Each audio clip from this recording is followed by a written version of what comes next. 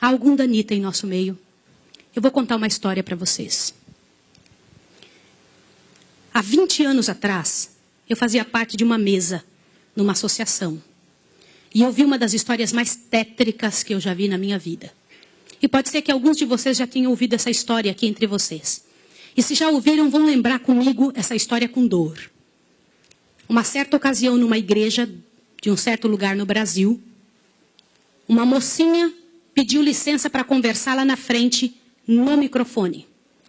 Ela frequentava a igreja um ano e pouco. E ela pegou o microfone da mão da moça que estava terminando a escola sabatina e falou: eu tenho que contar para vocês um pecado meu. E as pessoas paralisadas olhando ela falar. E ela disse: eu quero contar para vocês. Estava ali na igreja naquela hora, o pastor se arrumando ali, ajeitando alguma coisa. A esposa do pastor com os 2 filhos, mais ali no lado da esquerda, da minha esquerda. E a igreja toda ali junta. Vocês sabem que entre a escola sabatina e culto a igreja fica bem cheia? E ela disse: eu tenho que contar o meu pecado para vocês. E o pecado que eu tenho que contar é que eu sou amante do pastor. Na hora que ela disse isso, a esposa do pastor desmaiou ali na hora. E os filhos correram para acudir. E o pastor veio para ela e falou assim: o que você está falando? Você enlouqueceu? Que isso, menina? Ela falou: eu tinha que contar, eu preciso resolver meu problema. Eu preciso salvar a sua alma. Eu preciso resolver você. Os danitas, eles sempre usam essa, cuidado, eu preciso ajudar.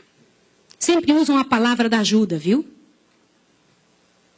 E naquele momento a igreja toda ficou em alvoroço. Eu não preciso dizer que não houve culto. Não houve culto.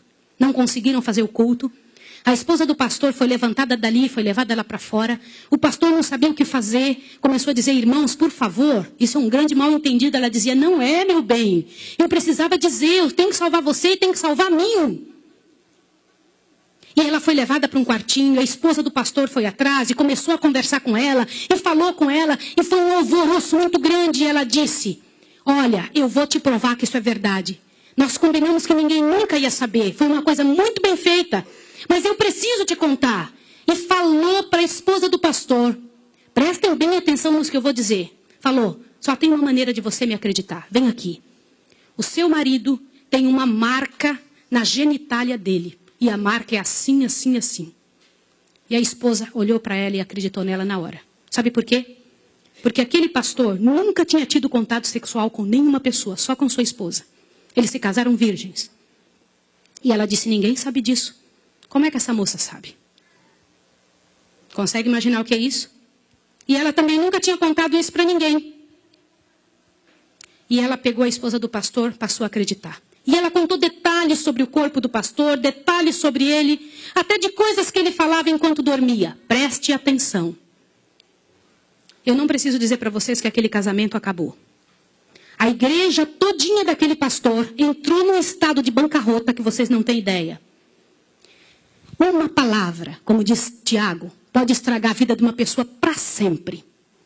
Sabe quantos anos se passou dessa história? Até que eu fiquei sabendo, isso foi há 20 anos atrás que eu fiquei sabendo. Já tinha se passado 20 anos que isso tinha acontecido. Por que eu fiquei sabendo dessa história? Foi numa mesa, numa comissão, numa associação. O presidente um dia nos chamou e disse o seguinte: irmãos, eu preciso da ajuda de vocês de oração por algo. O que foi? Há 20 anos atrás aconteceu a história de um pastor e contou toda a história para nós. Foi numa igreja assim, assim, assim, e nós tiramos a credencial desse pastor. E esse pastor foi para um sítio e ficou sozinho. A esposa dele é casada, tem outros filhos, está vivendo a vida dela. Mas eu fui chamado, olha o presidente nos contando. Eu fui chamado há alguns dias na casa de uma senhora com os cabelos todos brancos morrendo de câncer. E essa mulher morrendo de câncer pediu muito para falar com um pastor. Mas tinha que ser o presidente da igreja adventista. E eu fui até lá porque eu sou o presidente. Quando eu cheguei lá, a mulher me contou que ela tinha sido a moça que tinha falado aquilo do pastor. A amante, a suposta amante do pastor. E ela contou para o presidente que ela havia inventado toda essa história. Mas como que ela sabia dos detalhes do corpo do pastor? Na ocasião em que ela tinha se apaixonado pelo pastor, ela trabalhava como faxineira dentro do hospital. E o pastor foi internado, prestem atenção, internado para uma cirurgia de apêndice e passou muito mal. E ela era amiga de uma enfermeira. E entrou dentro do quarto junto com a enfermeira, destampou o corpo do pastor e olhou o corpo do pastor todo, durante o tempo em que o pastor estava dentro do hospital em coma. E quando o pastor falava algumas coisas, ela ouviu o que o pastor falou e ela olhou os detalhes do corpo do pastor e guardou. Satanás plantou na cabeça dela 1 ano e ela formulou e acabou com a vida do pastor. E o presidente pegou uma credencial, foi lá no sítiozinho onde o pastor o coitado daquele pastor, o caluniado estava, e chegou para ele e falou, junto com uma comitiva dos irmãos, pastor, eu vim aqui te entregar a sua credencial de novo, nós descobrimos que era mentira. Sabe qual foi a resposta do pastor, irmão? O pastor disse assim, vocês me devolvem minha família e meus filhos também? Vocês me devolvem minha reputação? Se vocês não devolverem junto, eu prefiro ficar aqui. E esse pastor, uns dias atrás, eu soube que ele morreu lá naquele lugar. Quem foi a assassina daquele pastor? Não foi só aquela mulher, foram todos que falaram junto. Porque, gente, quando acontece um inferno desse, uma multidão de gente sofre, uma multidão de gente machuca. Fica machucado. Meus irmãos, vocês me perdoem ter que falar sobre isso, mas é verdade. Existem muitos lugares que eu tenho muito medo de pregar, mas eu vou igual se me chamam.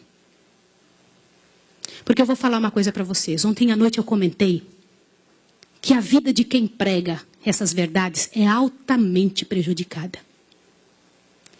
Uma coisa desse tamanho é passada de boca em boca, de forma que apareça o inferno no final. Será que existem danitas no nosso meio? O céu é um lugar tão fabuloso. Não vale a pena, meus irmãos. Não vale a pena. Deus tem mais para a nossa vida. Tem mais coisas para ocupar a nossa mente. Para fazer parte do nosso vocabulário. Para nós pensarmos a respeito das pessoas. Vamos fazer um exercício? Pense bem da pessoa que mais mal você sabe dela. Imagine isso agora. Sabe o que vai acontecer com você? Teu coração vai se encher de paz. Porque é isso que acontece, gente.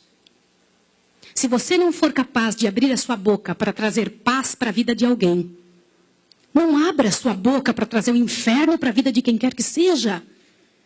Jesus ama as pessoas pecadoras e miseráveis. Todas aquelas que pecaram horrivelmente, Jesus ama. E Ele tem mais para oferecer para nós. Eu vou pedir uma coisa em nome de Jesus essa manhã. Uma coisa que é muito difícil de fazer.